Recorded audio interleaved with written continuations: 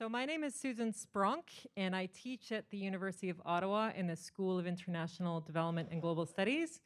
And I've been working with the Municipal Services Project, which is hosting this conference since 2008. So thank you so much for coming to this conference. I know for many of you, as it is maybe for me, this is the first in-person conference I've been to since March 2020. So I really appreciate being able to be in a room with you. The reason why we're having an in-person event is it's going to be a workshop style. So we're going to be encouraging you not to grow roots at your table, but to think more like a seed and go populate other tables. And my facilitators will explain that to you later. I'd also like to begin by acknowledging that we're on the unceded and unsurrendered territory of the Algonquin Anishinaabe people. So I'm going to start by giving a brief background about the Municipal Services Project, talk about the purpose of the conference, tell you about the structure of the day, a bit about logistics, and then I will introduce the speakers for the first session. So the Municipal Services Project, or MSP, is a project that has been around since the early 2000s, and we look at progressive public services around the world. We've done research in more than 60 countries. We've worked on a wide including water and sanitation, health, electricity, garbage collection, municipal services, and all of its beautiful diversity. We also work with a wide range of research partnerships.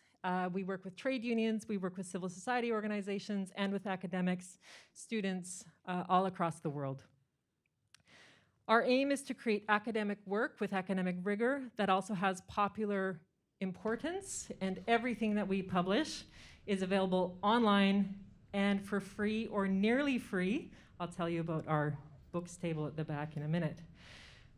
Our aim is truly to impact public policy, which is one of the reasons why we brought you here today, and that we hope that you will participate in conversations to move this conversation about public banks in Canada forward. So this conference, our principal aim is to advance a critical conversation about public banks in Canada. We're going to start with a panel which looks at what is happening now, including what is a public bank, which some of you may be wondering. Also, we're going to look at how we can shift the policy and dialogue to a more progressive, pro-public approach. Oh, I also will take off my mask while I'm speaking. One of our aims in this conference is really to demystify public banks. And one of the things we'd like to encourage the participants to think about today is why is it that public banks seem to be a service apart and we don't put them in the same category as other utilities that provide essential services, such as water and sanitation, electricity, etc. So we're really looking at, it's not just that it is really just like another public utility. So session 1 is going to look at local perspectives. Sessions 2 and 3 are going to look at international perspectives, including nation-to-nation perspectives in Turtle Island. We're going to look at a broad range of themes: governance, sustainability, reconciliation, and gender. And as you will see, we also have a broad range of participants in every panel. So in terms of the structure of the day, we have asked speakers to do very short interventions. 10 minutes is all they have, and when I'm chairing the panel, I'm going to be using my timer, which is going to beep at 10 minutes to very much encourage you to wrap up. After those presentations, we're going to do question and answer with the panel. Then, because we are all co-producers of knowledge, we're going to have facilitated conversations at the table. And we are joined today by Karina and Danica, who are joining us from the Canadian Union of Public Employees, which is Canada's largest public sector union. And they are going to lead you in a facilitated discussion and give you the questions. So we encourage you, as I mentioned in the beginning, to move tables throughout the day. So if you end up in the front of the room at session 1, maybe try the back of the room of session 2. But again, the purpose here is to mix, if you're comfortable, mixing with other people, to meet people from all across the country and all across the world. I think we have participants here who have come as far as Costa Rica and also Finland. So Thank you to those of you who took very long journeys to come here. So at the end of the day, David McDonald is going to give us a summary of the audience inputs at the end of the day. We're also going to be video recording this proceeding for the Municipal Services website. So if you need the internet as well, there is a free internet which does not require a password, which is called GU Ottawa. So again, you won't need a password for that web, for that Wi-Fi. So there will be 3 90-minute sessions over the course of the day. Each session has 4 presentations. And since we are going to video record, do please let us know if you prefer not to be recorded. It was in the email, so hopefully you've let us know if you prefer not to be recorded, and we will not record you. These sessions will mostly be focusing on the speaker in terms of the recording. Our aim is to collaborate, to collate and circulate the results of our collective discussions as well. So there is a display table available at the back of the room, and if you have any publications related to public banks that you would like to make available to other attendees, please feel free to leave them there. There are also some of our publications. We did put up a sign that says suggested donation of $10, but this is simply, it's a sliding scale. It can be between 0 and 10. So please feel free to, if you're interested and will read the publications, do feel free to pick one up. So there will be a coffee break at about 10:45 a.m. Lunch will be served in this room at 12:30 from 12:30 to 1:30. And in line with the University of Ottawa, Ottawa Public Health and the Public Health Agency of Canada guidelines to help stop spread of COVID-19, we strongly encourage you to wear a mask, especially when you're moving around the room and getting your coffee and lunch.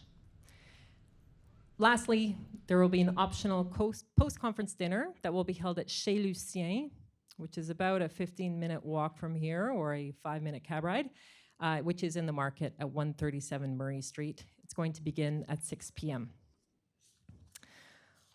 Okay, so without further ado, it is my great pleasure to introduce to you the speakers. And when I say your name, if you can actually make your way to the front of the room, the speakers are invited to come and sit in these chairs here. So Thomas Marois.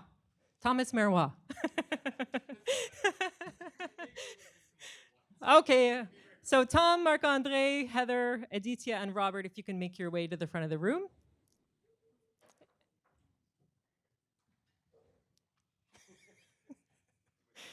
Trying to put you on the spot, Tom.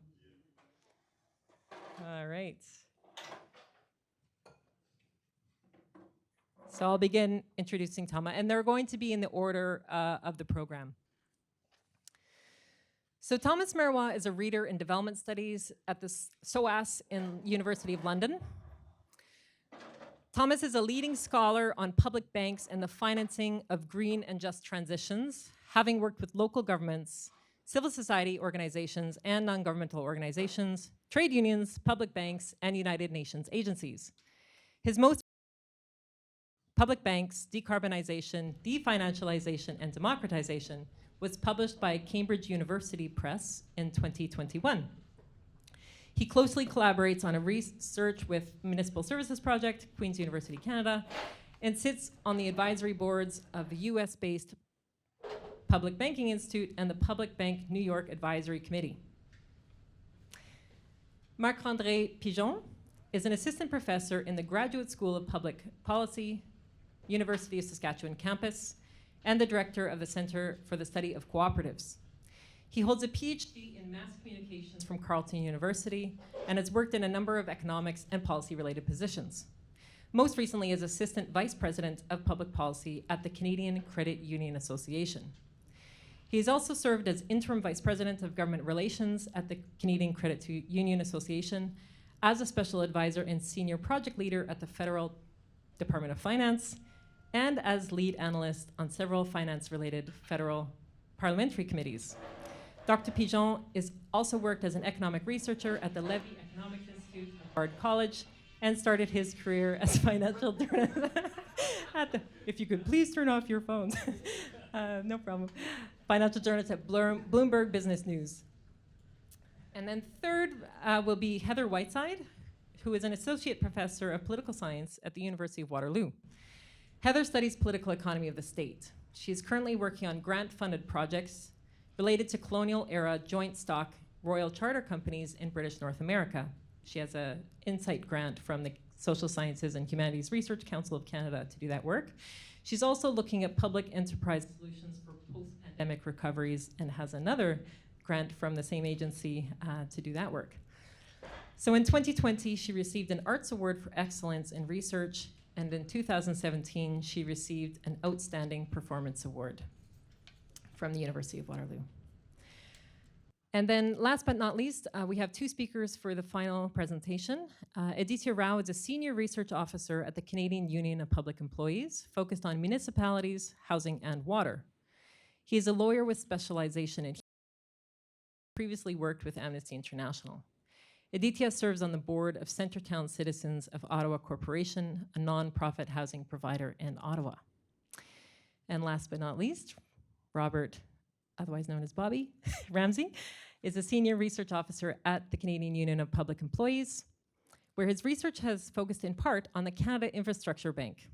Before QP, Bobby worked as a professional officer at the Canadian Association of University Teachers on issues related to academic freedom and federal funding for research. A stylophile, Robert also wants you to know he is program coordinator in Penn Society, so do get a chance to grab him during lunch and ask him more about that. He also sits on the Old Ottawa South Planning and Zoning Committee and runs a free transit and grant program for his 2 teenage sons. So, Thomas, you have the floor.